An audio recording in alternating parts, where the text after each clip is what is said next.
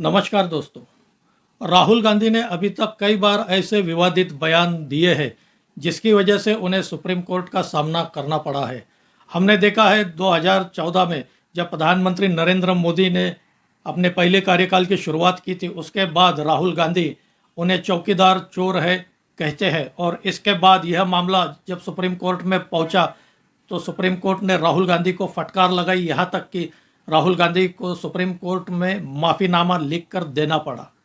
कुछ इसी तरह ही राहुल गांधी स्वतंत्र वीर सावरकर के बारे में भी विवादित बयान देते आए हैं और वे यह बयान नियमित रूप से देते आए हैं। बाद में जब यह मामला भी सुप्रीम कोर्ट में पहुंचा, अभी 2 महीने पहले ही सुप्रीम कोर्ट ने राहुल गांधी को स्वतंत्र वीर सावरकर पर विवादित टिप्पणी करने के लिए फटकार लगाई और यहाँ तक कि चेतावनी दी कि अगर फिर से वे इस तरह का बयान देते हैं तो सुप्रीम कोर्ट खुद इस बारे में संज्ञान लेते हुए उन पर कार्रवाई करेगा और इसके गंभीर परिणाम राहुल गांधी को भुगतने होंगे, ऐसा सुप्रीम कोर्ट कहता है।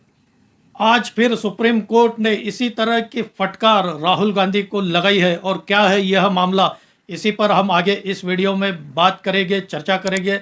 आपसे अनुरोध है मेरा यह वीडियो आखिर तक देखिए, अच्छा लगे तो लाइक करें, शेयर करें और मेरे इस चैनल को सब्सक्राइब करें।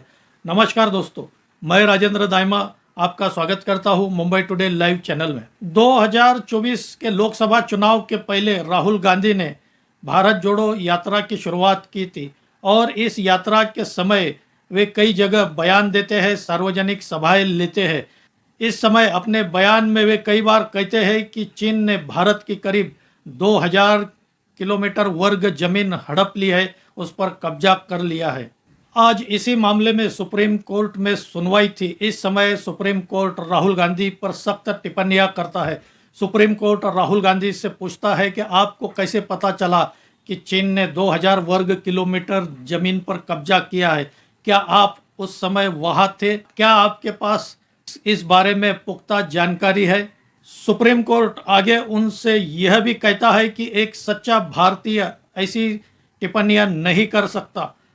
सुप्रीम कोर्ट ने राहुल गांधी से पूछा कि आपने ऐसे मामले को संसद में क्यों नहीं उठाया? आप सोशल मीडिया पर इस तरह के बयान क्यों दे रहे हैं? अभिव्यक्ति के नाम पर किसी को भी भारतीय सेना का अपमान करने का हक नहीं है। कोई भी सच्चा भारतीय ऐसी टिप्पणियां, ऐसे बयान नहीं दे सकता। सुप्रीम कोर्ट ने यहाँ तक कहा कि आपके पास कोई ठोस सबूत हो तो इसकी जानकारी कोर्ट को दे। हालांकि सुप्रीम कोर्ट ने इस मामले में राहुल गांधी को राहत भी दी है। राहुल गांधी पर आगे की कार्रवाई करने पर सुप्रीम कोर्ट ने रोक लगा दी है। राहुल गांधी कई बार ऐसे विवादित बयान देते आए हैं। कई बार वे ईडी और चुनाव आयोग पर भी टिप्पणियां करते आए हैं, जिससे इन संवैधानिक संस्थाओं का लोगों पर से विश्वास उठ जाए, भरोसा उठ जाए, ऐसे वे विवादित बयान देते आए हैं। भाजपा के कई नेता और सरकार के कई मंत्री राहुल गांधी पर आरोप लगाते आए हैं कि राहुल गांधी पाकिस्तान की भाषा बोलते हैं, पाकिस्तान की तरह ही वे देश में बात करते हैं। राहुल गांधी कई बार मीडिया में सरकार पर आरोप लगाते हैं और इसके बाद वे चले जाते हैं या भाग जाते हैं।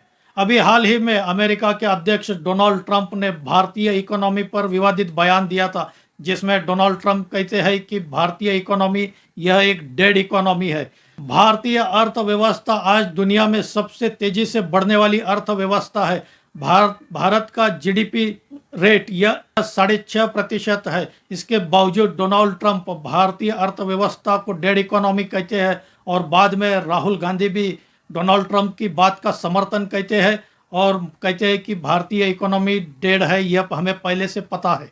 आज डोनाल्ड ट्रंप की बातों में हाँ लगा रहे हैं राहुल गांधी, लेकिन उन्हीं के पार्टी के नेता इस बात को नकार देते हैं कि भारतीय इकोनॉमी डेड है।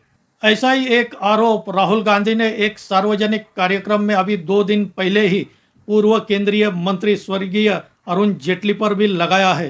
राहुल गांधी अपने बयान में कहते हैं कि कृषि कानून के समय अरुण जेटली उनके पास आए थे और धमकी दी थी कृषि कानून पास कराने के लिए, लेकिन कुछ देर बाद ही राहुल गांधी का यह झूठ पकड़ा जाता है और स्पष्ट पता चलता है कि राहुल गांधी झूठ बोल रहे हैं, क्योंकि कृषि कानून यह सरकार ने 2020 में लेकर आई थी और सितंबर 2020 में इन कृषि कानूनों के खिलाफ किसानों ने आंदोलन किया था। दिल्ली की बॉर्डर पर किसान जमना शुरू हो गए थे। जबकि स्वर्गीय अरुण जेटली का निधन ये अगस्त 2019 में ही हो गया था। इससे साफ राहुल गांधी का झूठ पकड़ा गया। अरुण जेटली के बेटे रोहन जेटली ने एक्स पर एक बयान दिया और कहा कि उनके पिता का स्वभाव कभी नहीं रहा है कि वे किसी को धमकी दें। रोहन जेटली ने अपने बयान में स्पष्ट किया कि जब उनके पिता का 2019 में ही निधन हो चुका है तो वे 2020 में राहुल गांधी को धमकी कैसे दे सकते हैं।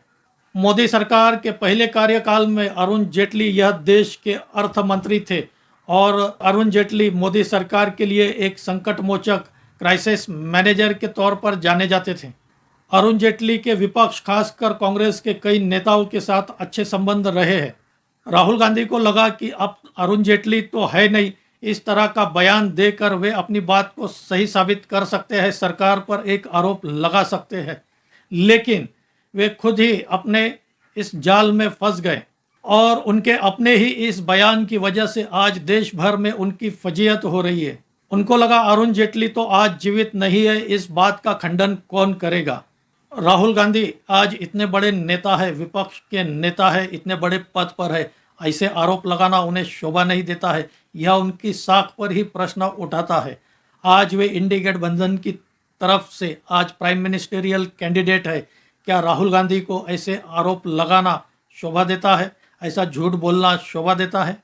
और इसी वजह से राहुल गांधी ऐसे बयान देकर अपने आप को एस्टेब्लिश नहीं कर सके हैं। यहाँ तक कि इंडी गठबंधन के नेता भी उन पर विश्वास नहीं करते। राहुल गांधी कई बार सरकार का विरोध करते करते भारत का विरोध करने लगते हैं। कई बार वे सेना का अपमान कर देते हैं। दोस्तों, आपको क्या लगता है राहुल गांधी के बारे में? आप भी कमेंट करके बताइए। मेरा यह वीडियो अच्छा लगा हो तो इसे लाइक करें, शेयर करें और मेरे इस चैनल को सब्सक्राइब करें। आज यही रुकते हैं। धन्यवाद।